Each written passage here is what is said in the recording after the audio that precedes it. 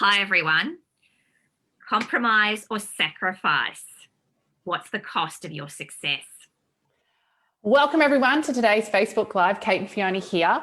Lots to talk about on this topic, which I've been circling around a lot in the last week. So lots of great stuff to talk about, particularly when we think about the beliefs we have around success, Fee. And I think this one's really interesting. We talk about, yes, you can have it all, but you can't have it all in one moment, 1 week, even 1 month. And so, when we're coaching, we're always saying, yep, let's look at your priorities. But I think, and this was a coaching session on Monday night that I was doing personally for me, was really starting to think about, well, how good does success feel if it comes with sacrifice?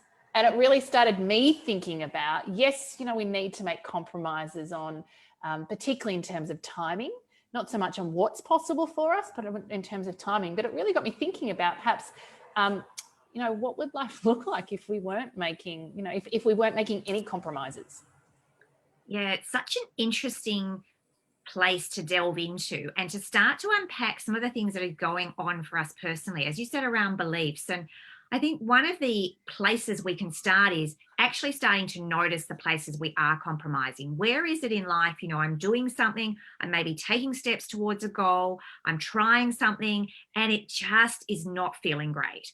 I'm either feeling really heavy inside, or I'm maybe feeling a bit sad, or I'm even feeling a bit unfulfilled, just to kind of notice what's going on there, because it's quite likely that even if you're making steps towards something that feels important, but you're having those sensations, that there's compromise going on.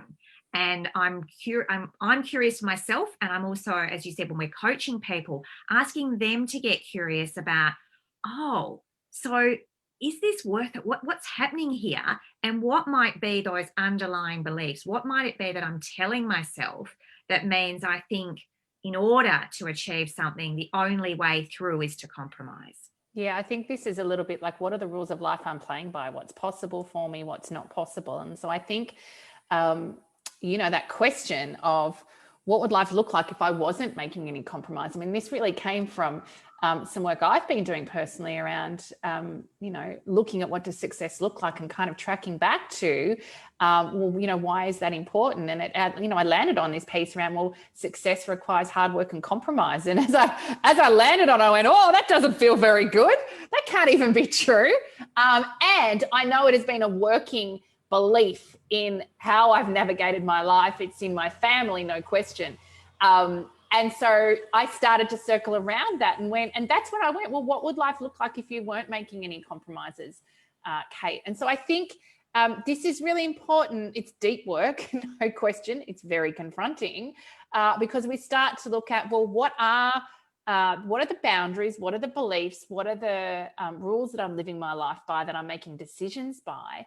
And there is a really interesting and possibly destabilizing reflection piece that says, does it have to be that way? And I think one of the pieces we've been circling around and reading lately is Untamed by Glennon Doyle, who an incredible book that really is challenging the status quo around, I guess, some of the stereotypes that women have in society. Yes, I think this is a really interesting one to start to be conscious of in your life, because there are so many ways in which we may be compromising and not even aware that that's what's going on.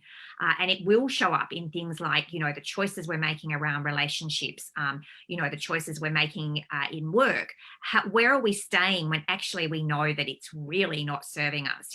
When are we agreeing to do things that we know really don't have capacity for? Where are we telling ourselves that the only way, that something can be okay, or that our fellow workers or even our family will be all right, is if I do something that inside feels like, oh, I feel like I'm so not honoring a truth about myself. And I think as soon as you start to be prepared to question that and to go there, it's almost as though you can't unsee it. It's like, oh, okay, there that thing is. And that's so powerful, because once we've illuminated and we've got clarity around the compromises we're making, we've got choice. We can start to think about, okay, is that a compromise I'm prepared to make? because of these, various factors and reasons, or is it actually costing me far too much? And have I slid from making compromises to the point of sacrifice? Yeah, nice one there. I think, that get clear and make decisions. Number one act of confidence. We know that it can be really confronting, this piece, starting to shine a light, particularly in some of these unconscious beliefs that have really been influencing the decisions we make around what's possible for you, what's really important for you. And so I think it's important that we hold these reflections, these conversations really gently with ourselves and with deep compassion.